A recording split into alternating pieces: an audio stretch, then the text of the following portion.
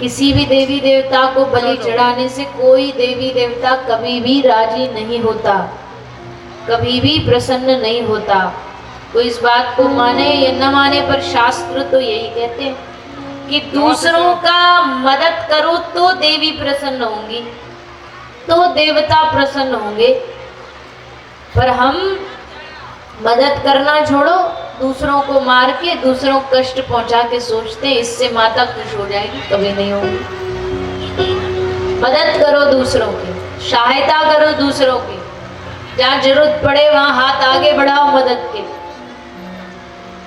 कोई गड्ढे में पड़ा, उसको गड्ढे से निकालो, ना कि उसको गड्ढे में फेंक करके आ जाओ।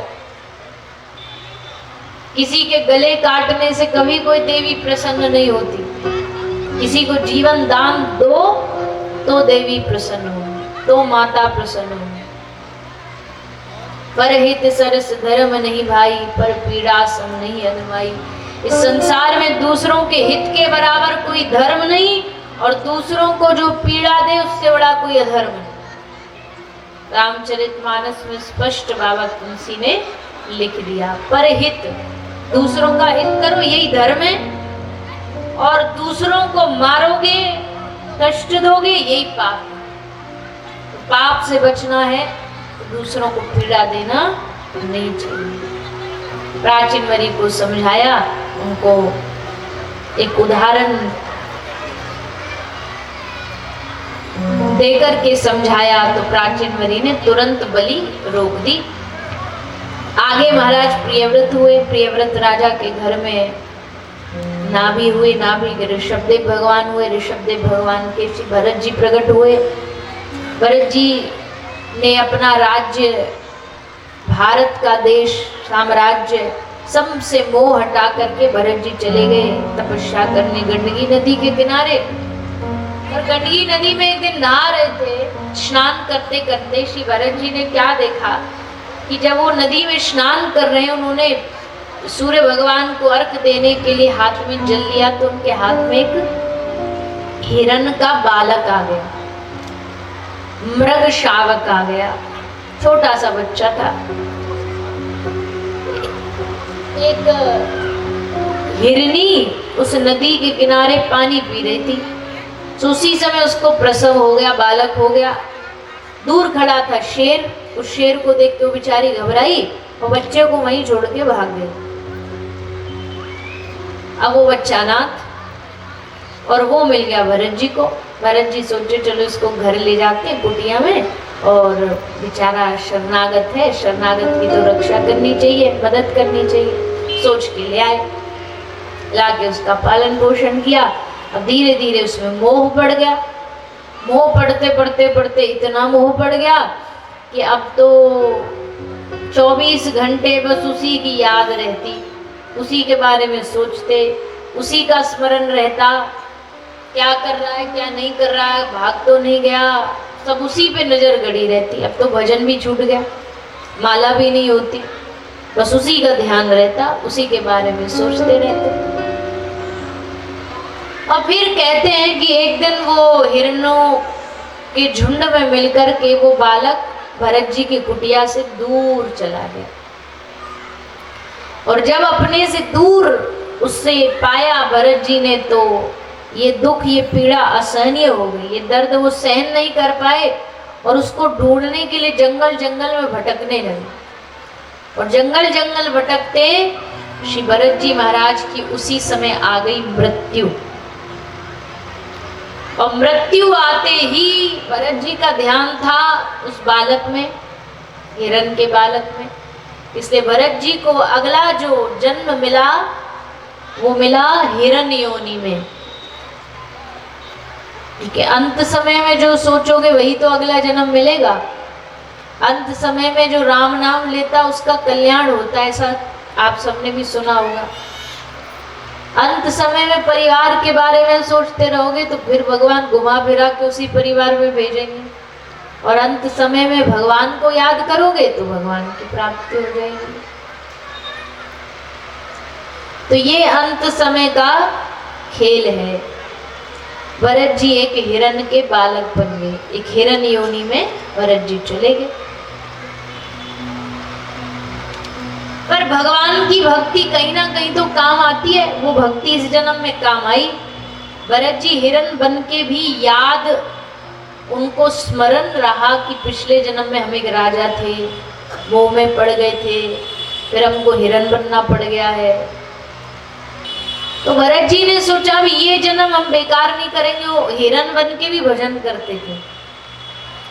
कई कई पशु हम ऐसा देखते हैं, कभी कभी कोई कुत्ता हो, बिल्ली हो, उसमें थोड़े थोड़े कभी कभी भक्ति के गुण दिखाई देते हैं। जैसे कहीं कीर्तन चल रहा होगा तो वहीं बैठा रहेगा कोई कुत्ता। कई लोग बताते हैं जी हमारे मंदिर में ये कुत्ता हमेशा हमेशा रहता है, यहाँ से कभी बाहर नहीं जाता। कोई कोई कहानी बताता, कोई कोई कहानी बताता। तो इसका मतलब है ये जो पशु होते हैं इनमें भी कभी कभी पिछले जन्म के कोई ऐसे पुण्य कर्म रह जाते हैं जो इनको याद रहता है कि भाई हमें भजन करना है। वो भजन करते हैं।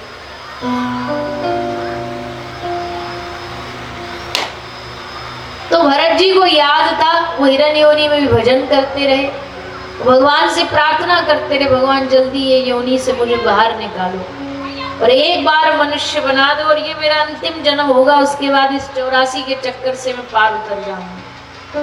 तो भगवान ने इन पर कृपा करके अगले जन्म में इनको फिर एक मौका दिया।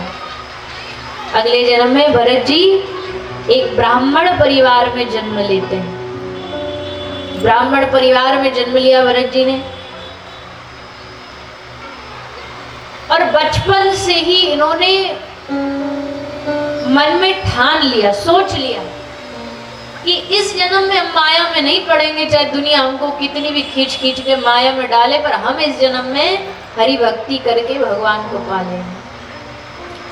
पिताजी ने कहा बेटा कुछ पढ़ ले, पढ़ने भेजा गया। भरत जी ने सोचा पढ़ लिख गए, कर्म कांड जान गए तो पिताजी फिर हमको जा करके झोला दे देंगे, जाओ यजमानों के घर पांडित्य करके आओ, पैसा कमा के लाओ, फिर हमारा पूरा जो जीवन है वो इसी में निकल जाएगा। इसलिए जानबूझ करके कुछ नहीं पढ़े, अनपढ़ जैसा नाटक करते रहे कि हमको कुछ नहीं आता। तो पिता ने और बड़े भाइयों ने सोचा होता कि कई बच्चे होते हैं ऐसे जिनका पढ़ाई में मन नहीं होता, तो चलो कोई बात नहीं, पढ़ाई में कमजोर है तो इसको खेती बाड़ी किसान का जो काम होता वो सौंप दो। तो खेती बाड़ी का काम दे दिया। तो भरत जी वहां भी उलट पुलट कर देते, जहाँ गड्ढा खोदने को कहो वहां मिट्टी डाल देते, जहाँ मिट्टी डालने को कहो वहां गड्ढा खोद देते।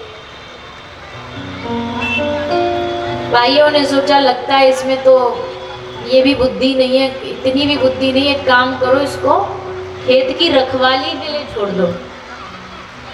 खेत में अनाज जब होता, धान गेहूं जो होता है, तो उसको कोई पशु पक्षी ना खा जाए, पशुओं को डराने के लिए वहां पर एक नकली पुतला बनाया जाता है।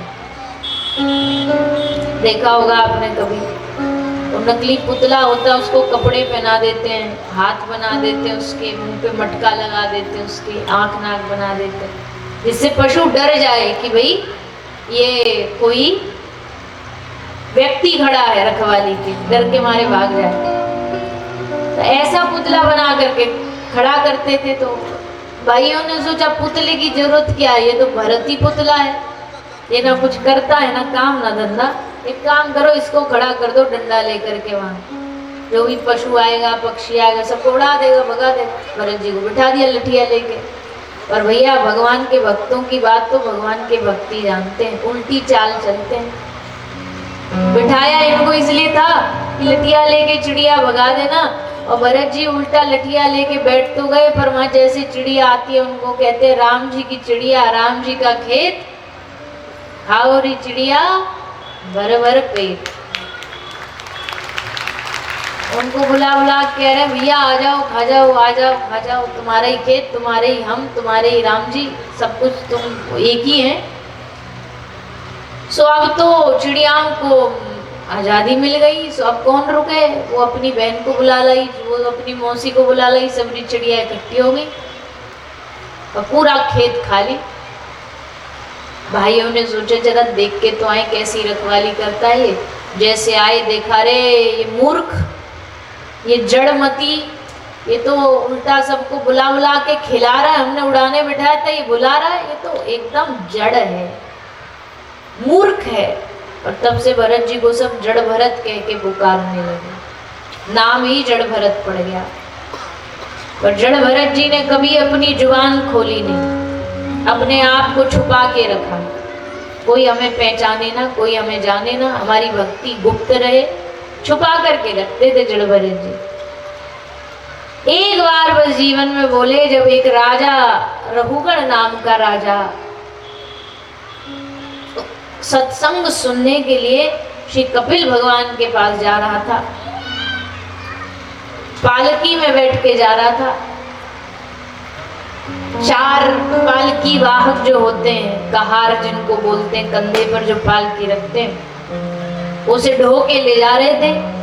एक रास्ता थोड़ी देर पानी वानी जल बल पीने रुके थे, तो उसमें से 4 में से एक जो कहार था वो छुप के भाग गया जंगल में से, बीच रास्ता में। अब जी पालकी कैसे चले? राजा बोला, जाओ कोई एक आदमी नया, कोई हट्टा खट्टा ढूंढ के लाओ जो हमारी पालकी को कंधा एक दे सके। तो कहार भरत जी को ही पकड़ लाए, भरत जी को पकड़ लाए, भरत जी कंधा पे अपना पालकी रखी और चल पड़े। और जैसे भरत जी चले तो भगवान के भक्त तो थे ही, सब जीवों में करुणा थी। रास्ता में कोई चींटा चींटी आती तो उसको देख करके उसको बचाने के चक्कर में जोर से छलांग मारते, और जैसे भरत जी छलांग मारे तो वो पालकी बैलेंस खराब हो जाए, खोपड़ी जाके सर जाके राजा का लगा पालकी में। राजा एकदम चिल्लाया जोर से, ये किस मूर्ख को पकड़ के लाए हो? क्या इसको इतना भी नहीं पता इस पालकी में कौन बैठा है? राजा रघुगण सत्संग सुनने जा रहा है, अरे हमको कष्ट दे रहा है। जानता नहीं, राजा गुस्सा रुष्ट हो गया तो दंड दे सकता है। तो जैसे ही राजा रघुगण की बात जड़ भरत जी ने सुनी, भरत जी ने पालकी नीचे रखी और हंसने लगे। राजा पालकी में बैठे, पहले की पालकी जो राजा की होती थी पूरा पर्दा लगा होता था, उसमें अंदर बैठा होता था। तो राजा ने भी देखा नहीं है भरत जी को, सुन रहा है कि हंस रहा है। राजा ने सोचा 2 ही बात है, या तो ये एकदम मूर्ख है कि इसको डर नहीं मौत का कि राजा मार देगा तो क्या होगा इसके साथ, या ये कोई बहुत पहुंचा हुआ महापुरुष है। उतर करके देखा राजा रघुगण ने कि भरत जी के माथे पर चंदन, जनेऊ, शिखा, समझ गए कि कोई ब्राह्मण है, भगवान का भक्त है। तो राजा रघुगण ने भरत जी के चरण पकड़ लिए, क्षमा करिए, क्षमा करिए, हे ब्राह्मण देवता, मैं इंद्र के वज्र से नहीं डरता, पर मैं ब्राह्मण के शाप से डरता हूँ, ब्राह्मण के अपमान से डरता हूँ। भरत जी ने कहा कि कहाँ जा रहे हो तुम? मैं कपिल भगवान से सत्संग सुनने। आज पहली बार जा रहे हो? बोले नहीं, जाता रहता हूँ, मैं तो हमेशा उनके मुख से सत्संग सुना। हंसने लगे भरत जी, इतने समय से तुम सत्संग सुन रहे हो पर अभी सत्संग तुम्हारी बुद्धि में बैठा नहीं, अभी भी मैं अभिमान तुम्हारे मन से गया नहीं। क्या सत्संग सुना तुमने? कुछ नहीं।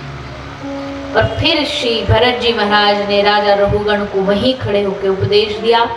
बड़ा सुंदर उपदेश है, राजा के द्वारा प्रदान किया गया, राजा को प्रदान किया गया। श्री जड़ भरत जी ने सुनाया और फिर राजा जड़ भरत जी को प्रणाम करके सम्मान करके आगे बढ़ता है।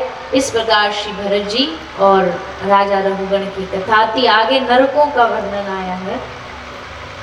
नरकों के वर्णन में श्री सुखदेव जी सुनाते हैं कि भैया देखो, इस दुनिया में लोभ में आकर के आदमी बड़े बुरे बुरे कर्म कर देता है, पाप कर लेता है।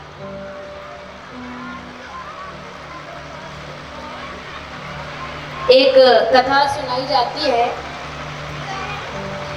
एक ब्राह्मण का बेटा था, पढ़ने के लिए गया काशी, बनारस में विद्या अध्ययन करके वापस आया, अपने पिता के पास बोला हमने सब पढ़ लिया, हमने सब वेद पढ़ लिए, उपनिषद सब मंत्र हमको रटे हुए हैं, कौन से पेज पे कौन सा मंत्र लिखा हमें सब पता है, पूछ लो। तो पिता ने कहा कि मुझे ये कौन सा श्लोक कौन से पन्ने पर क्या, ये सब नहीं पूछा, मेरे बस एक प्रश्न का उत्तर दे दे, तभी मैं समझूंगा कि तूने कुछ सीखा है। तो उसने कहा जी बोलिए। तो ब्राह्मण ने कहा, पिता ने कहा कि ये बता, पाप का बाप कौन है? पाप के बाप का नाम बता। अब तो बेचारा एकदम चुप हो गया, क्योंकि उसने शास्त्र तो सब पढ़े पर ऐसा कहीं लिखा तो स्पष्ट नहीं था कि भाई ये पाप के बाप का नाम है। पिताजी ने कहा कि अगर तुझे उत्तर नहीं पता तो मेरे नजरों में तू जीरो है, कुछ नहीं पढ़ा तूने, जा पहले इस प्रश्न का उत्तर लेके आ कहीं से। तो गया वो, सब गांव गांव में जाता जा रहा है, सब जगह पूछता जा रहा है, खोजता जा रहा है, कहीं कुछ नहीं मिला। एक गांव में पहुंचा, एक गांव में पहुंचा तो भूख लगी थी, एक घर में गया भिक्षा लेने के लिए। घर के आंगन में तुलसी थी, उसको लगा किसी भक्त का घर है, ब्राह्मण का घर है, वैष्णव का घर है, तो चला गया भीतर। पर असल में वो किसी गांव की वारांगना का घर था, वैश्या का घर था। भक्त थी पर वो, इसलिए उसने आंगन में तुलसी लगा रखी थी।